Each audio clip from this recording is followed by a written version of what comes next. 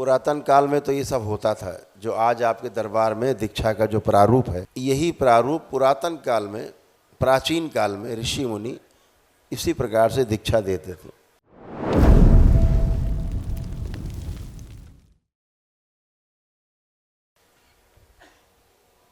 एकदम शुद्ध करके, पवित्र करके। अभी थोड़ा गड़बड़ हो गया है। बहुत सी गुरु परंपराओं में, वेलकम,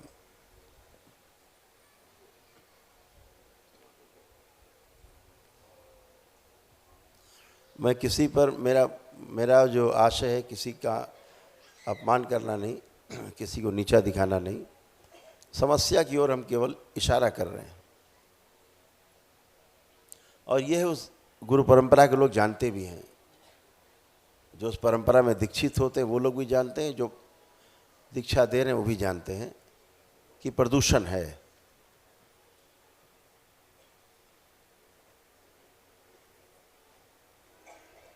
जो भी आए चले आओ, सबको दीक्षा दे दी, माला पकड़ा दी, लो पकड़ो, नाम दे दिया। मुक्ति न पितरों की हुई, न काल सर्प दोष कटे, न पितरों की स्मृतियां नष्ट हुई, न शरीर के रोग कष्ट गए, न परिवार के सदस्यों के रोग कष्ट गए,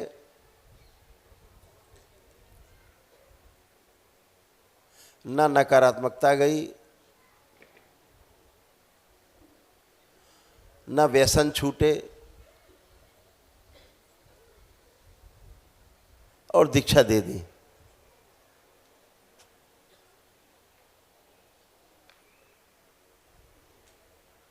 आप कल्पना करो, कोई पड़ोसी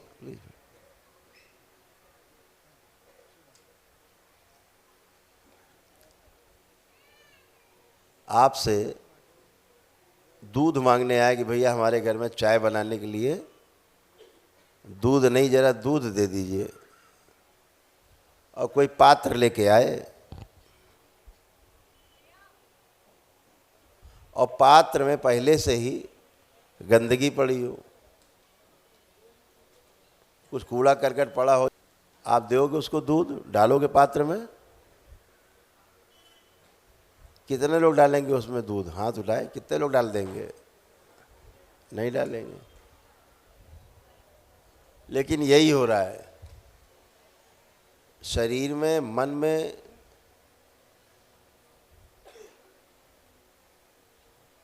और धार्मिकता में, सब में कूड़ा करकट पड़ा हुआ है।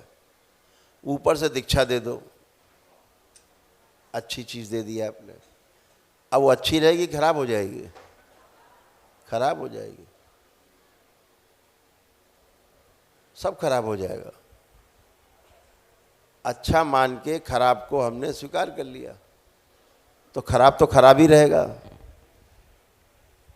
ये परंपराओं में हो रहा है। उससे क्या होता है? गुरु परंपरा का अपना, एक गद्दा इधर डाल दो,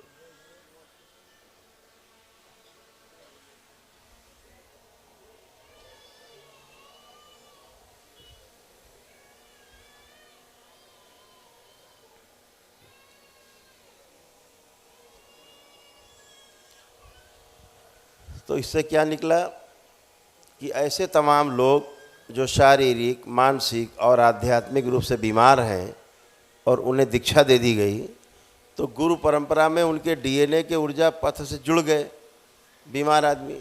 जैसे आप अपने डीएनए में 4 लोग रखते हो, 5वां जिसे आप नहीं चाहते, खराब है वो, उसको भी जोड़ लो, तो कष्ट होता है कि नहीं होता है?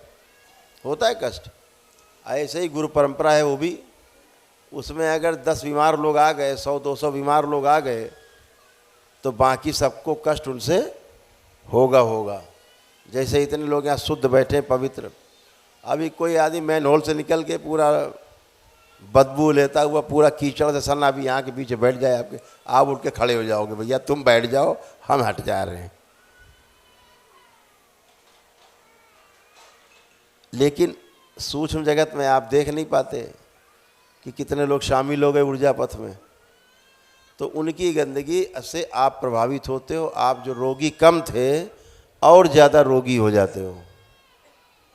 जो शारीरिक, मानसिक और आध्यात्मिक रूप से आप गड़बड़ थे और ज़्यादा गड़बड़ हो जाते हो। फिर आप सोचते हो ऐसा क्या, ऐसा क्या कि हम और ज़्यादा खराब हो गए, और ज़्यादा गड़बड़ हो गए।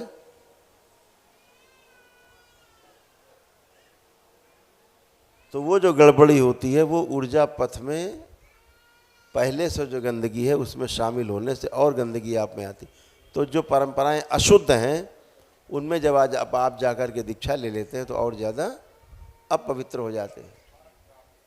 और ये बात जो दीक्षा दे रहे हैं पता लगे उनको भी नहीं पता और आपको भी नहीं पता, संकट बने रहते हैं। तो इसलिए दरबार की जो प्रक्रिया है वो सबसे पहले पितरों को मुक्ति देने की है कि पितृ मुक्ति हो जाए, पितरों की नकारात्मक रोगी स्मृतियों से मुक्ति हो जाए, आपके काल सर्व दोष कट जाएं, आपके रोग और कष्ट चले जाएं शरीरों के।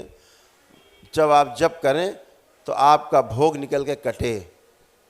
नहीं तो क्या होगा, पितृ पहले से बने हुए हैं, आप दीक्षा लेके बैठ गए और जप शुरू किया, जप तो जप है, तलवार तो तलवार है, भोग कटना चालू।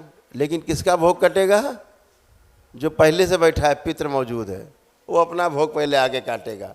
पता लगे वो कैंसर के रोगी था तो आपको वही कैंसर बनने लगेगा तेजी के साथ। उसका भोग आपके शरीर पे कटने लगेगा। आपका तो कुछ हुआ नहीं, आप तो सड़ गए, गल गए, मर गए। तो जब पितृ नहीं बचे, कोई आश्री शक्ति नहीं बची, ये सब भोग काटने आते। बाहरी जीवन आपके शरीर में रहकर अपने भोग काटना चाहते हैं चोरी से। और आप सोचते पता नहीं कौन से आफत में फंस गए, अभी तक तो ठीक थे, कौन सी आफत आ गई।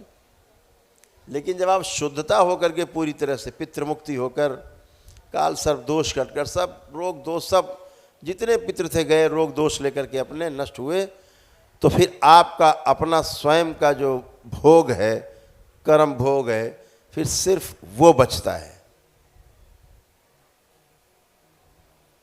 और जब आप जप करते हो, तप करते हो, दरबार से जुड़ते हो, प्रार्थना विनती करते हो, तो आपके वाकई के जो कर्म भोग हैं वो बड़े आराम से धीरे धीरे निकलते हैं, एक एक करके, और कटना शुरू होते हैं और निकल जाते हैं इसी शरीर में, और आपका शरीर बचा रहता है।